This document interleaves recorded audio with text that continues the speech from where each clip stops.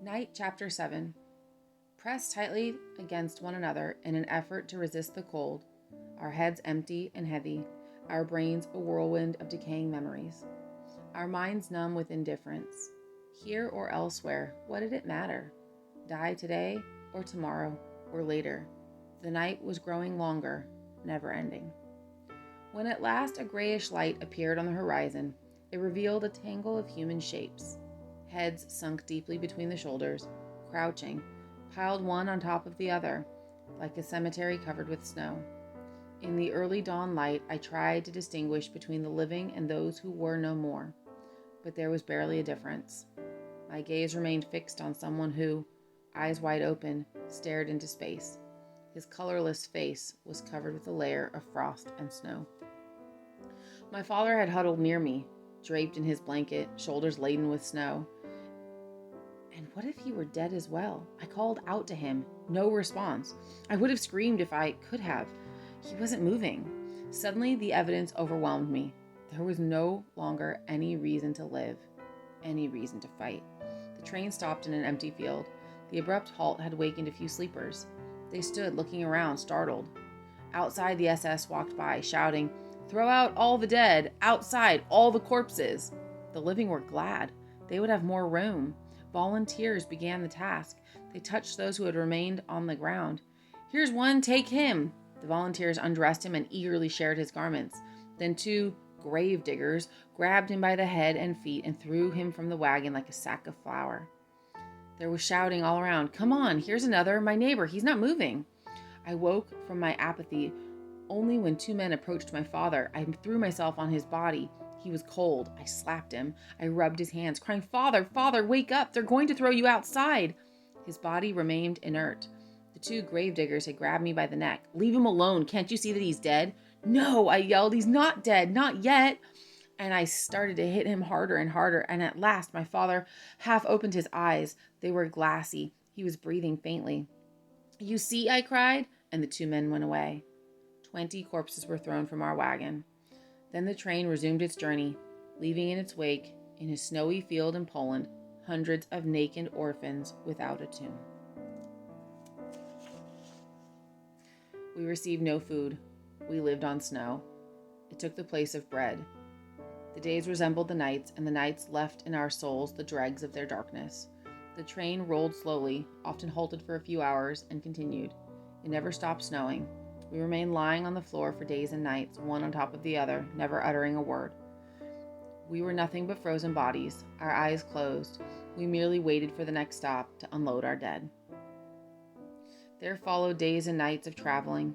Occasionally, we would pass through German towns, usually very early in the morning. German laborers were going to work. They would stop and look at us without surprise. One day, when we had come to a stop, a worker took a piece of bread out of his bag and threw it into a wagon. There was a stampede. Dozens of starving men fought desperately over a few crumbs. The worker watched the spectacle with great interest. Years later, I witnessed a similar spectacle in Aden. Our ship's passengers amused themselves by throwing coins to the, quote, natives who dove to retrieve them. An elegant Parisian lady took great pleasure in this game. When I noticed two children desperately fighting in the water, one trying to strangle the other, I implored the lady, "Please don't throw any more coins." "Why not?" she said. "I like to give to charity." In the wagon where the bread had landed, a battle had ensued. Men were hurling themselves against each other, trampling, tearing at and mauling each other.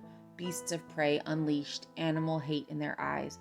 An extraordinary vitality possessed them, sharpening their teeth and nails. A crowd of workmen and curious passers-by had formed all along the train. They had undoubtedly never seen a train with this kind of cargo. Soon, pieces of bread were falling into the wagon from all sides, and the spectators observed these emaciated creatures ready to kill for a crust of bread. A piece fell into our wagon. I decided not to move. Anyway, I knew that I would not be strong enough to fight off dozens of violent men. I saw not far from me an old man dragging himself on all fours. He had just detached himself from the struggling mob. He was holding one hand to his heart. At first I thought he had received a blow to his chest, and then I understood. He was hiding a piece of bread under his shirt. With lightning speed, he pulled it out and put it in his mouth. His eyes lit up. A smile, like a grimace, illuminated his ashen face. and was immediately extinguished. A shadow had lain down beside him, and this shadow threw itself over him. Stunned by the blows, the old man was crying, "Meyer, my little Meyer, don't you recognize me? You're killing your father. I have bread for you too, for you too." He collapsed, but his fist was still clutching a small crust. He wanted to raise it to his mouth, but the other threw himself on him. The old man mumbled something, groaned, and died. Nobody cared. His son searched him, took the crust of bread, and began to devour it. He didn't get far. 2 men had been watching. They jumped him. Others joined in. When they withdrew, there were 2 dead bodies next to me, the father and the son. I was 16. In our wagon, there was a friend of my father's, Meyer Katz. He had worked as a gardener in Buna, and from time to time had brought us some green vegetables. Less undernourished than the rest of us, detention had been easier on him. Because he was stronger than most of us, he had been put in charge of our wagon. On the 3rd night of our journey, I woke up with a start when I felt 2 hands on my throat trying to strangle me. I barely had time to call out, "Father!" Just that one word. I was suffocating. But my father had awakened and grabbed my aggressor. Too weak to overwhelm him, he thought of calling Meyer Katz. Come quickly, someone is strangling my son." In a few moments I was freed. I never did find out why this stranger wanted to strangle me. But days later, Meyer Katz told my father, "Shlomo, I am getting weak. My strength is gone. I won't make it." "Don't give in, father. You must resist. Don't lose your faith in yourself." But Meyer Katz only groaned in response. "I can't go on, Shlomo. I can't go on. I can't help it." My father took his arm, and Meyer Katz, the strong one, the sturdiest of us all, began to cry. His son had been taken from him during the first selection, but only now was he crying for him. Only now did he fall apart. He could not go on. He had reached the end.